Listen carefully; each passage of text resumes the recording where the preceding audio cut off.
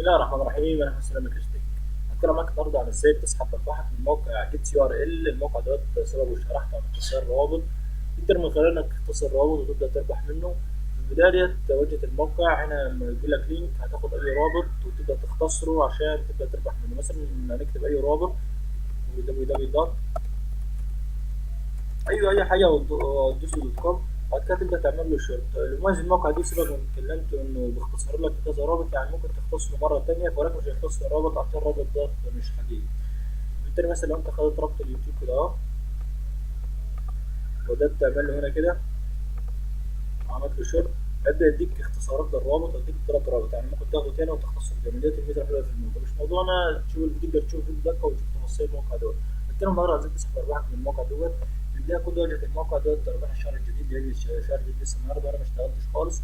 فبالتالي انت لو خشيت على ماي اكونت هنا هيبدا يظهر لك هنا القناه بتاعتك. وهنا كده عشان تقدر تضيف طريقه دفع جديده هتدوس هتقول له اد نيو. وانا تختار الطريقه اللي انت عاوزها باي بال، ولكن عشان تسحب الباي بال لازم يكون معاك $5 وبيعمل $50 فودافون كاش. تقدر تسحب اي حاجه انت عاوزها. والترميم لازم يكون $100. بيتكوين لازم يكون $5. وتقدر تسحب برضه عن طريق البريد المصري وده خاص بالمصريين.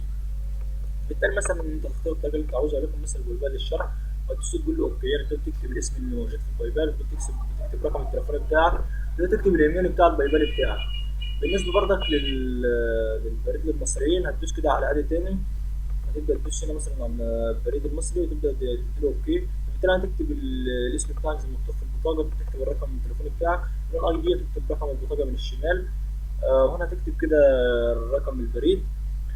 ديت حاجه برضه تقدر عشان تقدر تسحب ارباح منها يعني. ولو رجعنا تاني كده ودوسنا على طريقة تانية، مثلا اختار بايونير. الناس اللي معاها بايونير معلش يعني الطرق المشهورة وكده يكون كاش برضه تقدر تعمل فودافون كاش بايونير كده ودوسنا على بايونير. بس لازم يكون معاك $50. هتكتب هنا الايميل بتاع بايونير والفون نمبر والفول نيم بتاع البايونير برضه. هنا كده خلاص هتدوس له اديت. بعد كده يبدا يحول لك الارباح او يطلع الحساب بتاعك. هنا عشان تعرف الارباح بتاعتك فهتدوس على بايمنتس.